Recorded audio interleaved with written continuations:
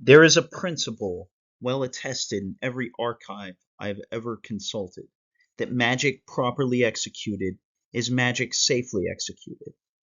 A wizard of sufficient mastery, casting within the boundaries of his training, may expect his art to answer him as reliably as a well-forged blade answers a swordsman's hand. It is when he reaches beyond those boundaries that the art bites back. The sources are remarkably consistent on the conditions that invite catastrophe. Three and only three. First, the spell is new to the caster, untested in the furnace of real combat, where concentration fractures and the body's fear floods the mind with noise. Second, the wizard attempts workings above his station, a journeyman grasping at a master's incantation, as if ambition alone could bridge the gap that years of discipline are meant to close. Third, and most treacherous, the wizard is wounded. Pain unravels focus. Blood, one's own blood, is a solvent that dissolves the careful architecture of a spell mid-construction. And these afflictions compound. A wounded wizard casting an unfamiliar spell above his level does not face three separate risks. He faces one risk, fed by three tributaries, each swelling the current towards disaster. Somewhere past a critical mass of accumulated recklessness, the spell ceases to belong to the wizard at all. What follows is not random precisely. The sources describe a taxonomy of failure, four distinct modes of collapse, each with its own character. The first and most common is the most merciful. The spell simply dies. The energy gathers, reaches for its intended shape, and dissipates like smoke. Nothing happens. The wizard is embarrassed. His enemies are relieved. The battlefield does not notice. But mercy is not the usual dispensation. The second failure is misdirection.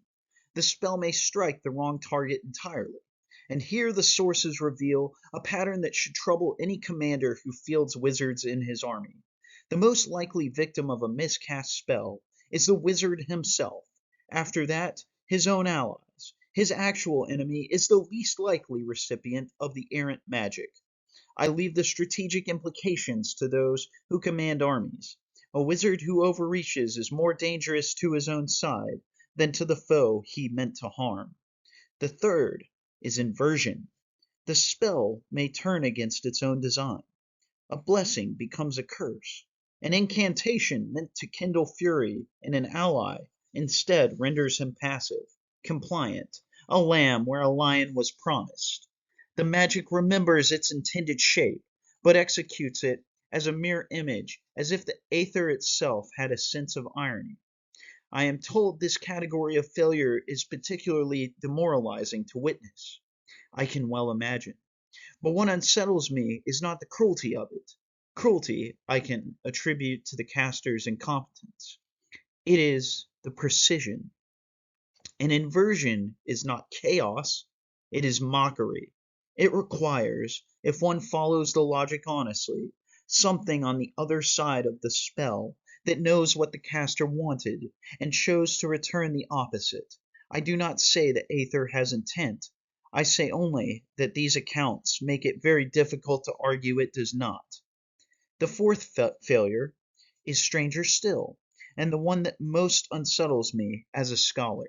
The spell may simply become something else. Not the intended working, not its opposite, but an entirely unrelated incantation, drawn seemingly at random from the full corpus of magical possibility.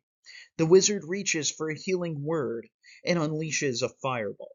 He attempts to conjure mist and instead summons something that should not have been summoned. The energy, unmoored from the caster's intent, selects its own expression. Whether this selection is truly random, or whether some deeper principle governs it, no source I have found is willing to say. The implications are profound, and to my mind entirely vindicating of the institutional position. Magic, mishandled, has its own will. The caster's intent becomes a suggestion. The aether is not obliged to take suggestions. This is why we have colleges. This is why we have oversight. This is why the hedge witch, who insists she needs no formal training, is not exercising freedom. She is building her house on a fault line and calling it independence. My lord will forgive the editorial, but I have read too many accounts of promising wizards, and the soldiers standing near them, reduced to cautionary anecdotes by precisely this species of arrogance. There is one further detail the sources record about magical failure, and it is, I confess, the one that lingers with me most. The wizard does not always know. The fumble, as the sources term it, may occur in silence. The wizard speaks his incantation, feels the familiar surge of the aether answering his call, and proceeds in full confidence that his working has taken hold. He does not perceive the misfire. He cannot feel the shape of the spell bending away from his intent. And so he acts on the assumption of success, walks forward under an invisibility he does not possess, speaks with authority granted by an enchantment that never reached its target, trusts a ward that is not there. The sources offer a specific example that I suspect was included for its instructive horror. A wizard who, believing himself cloaked from sight, strolls with perfect composure past a dragon. The dragon, of course, sees him plainly. One imagines the wizard's serene confidence. One imagines the dragon's perspective. One does not need to imagine the outcome. I note this not for the comedy of it, though I am aware of the comedy, but for what it reveals about the nature of magical knowledge itself. A swordsman knows immediately when his blade fails to bite. A siege engineer sees his wall fall or stand. But the wizard inhabits a space between intention and reality where the gap between the two may be entirely invisible to him. He is, in the moment of failure, the most dangerous kind of fool, one who does not know he is a fool.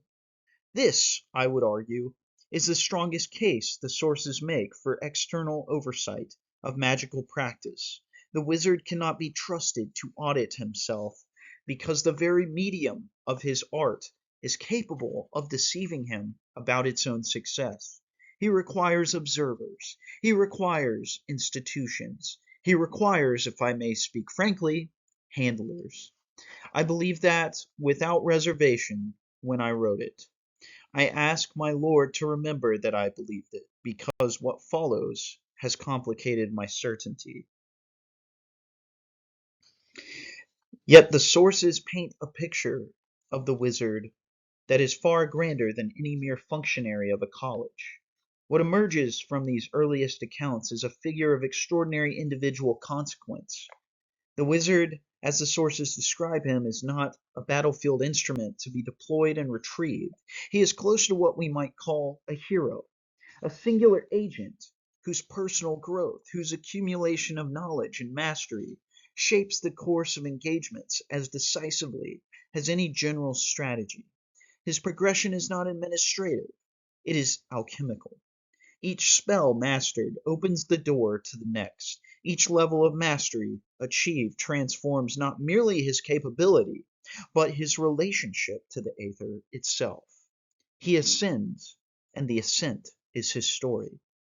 The means of that ascent are carefully bounded. A wizard may not learn workings beyond his level of mastery.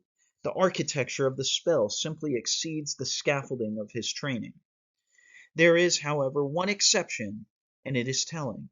Ancient books and talismans of power, artifacts that encode higher knowledge in forms accessible to lesser practitioners. Through these relics, and only through these relics, may a wizard reach beyond his station.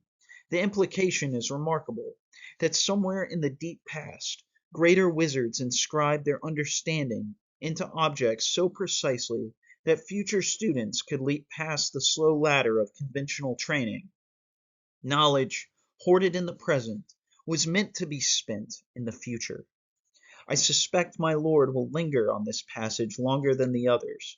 What a patron of his stature sees in the question of how knowledge survives across ages, How it might be encoded to outlast the civilization that produced it, I will not presume to guess, but I have learned to recognize which subjects fall within his particular interests. This is one. And then there is the matter of specialization.